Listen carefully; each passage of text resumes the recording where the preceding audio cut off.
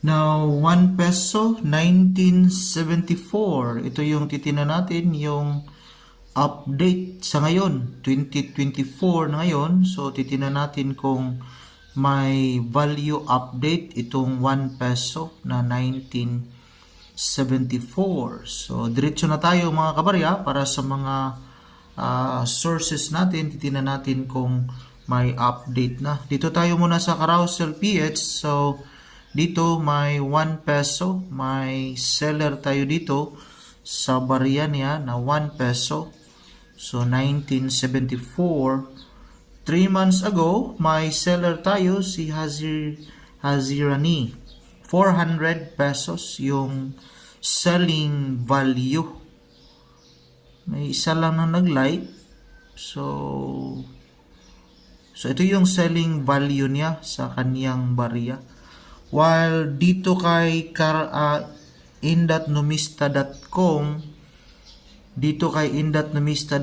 ito yung value appraisal.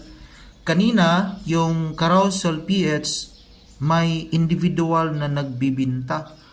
400 yung sa kanya, pero dito sa indatnomista.com, ito yung value appraisal.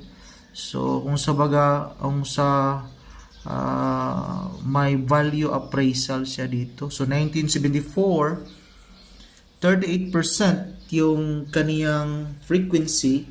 So ito yung kaniyang frequency, 38%. Now dito may value appraisal na 13 pesos yung good, very good, 13, 15 yung fine, very fine, 31, 34 naman yung extra fine, at 42 yung almost uncirculated, at sa uncirculated 49. May 65,002,178 yung kanyang mintage. So base dito sa value appraisal, mababa pa rin sa ganitong klaseng barya, nasa 13 pesos. Ito yung value appraisal. So, depende pa rin sa mga buyer kung gusto nila, ito yung value na kanilang bibilhin. Dito naman kay eBay, may nakita tayo dito kay eBay, pero yung barya sa seller natin, mas fine yung kanyang barya. Ngani, tinatawag na Rare Philippine 1974 Rizal 1 peso collection coin.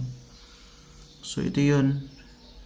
Klaro yung kaniyang pagkagawa. May selling value dito na $40 US dollar. So mataas kasi international platform selling yung eBay.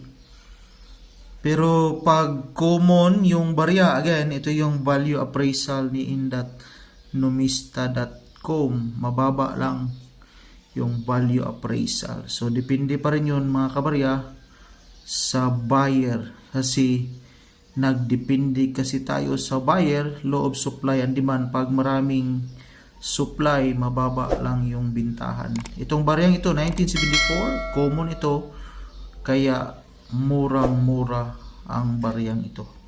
Maraming salamat and God bless.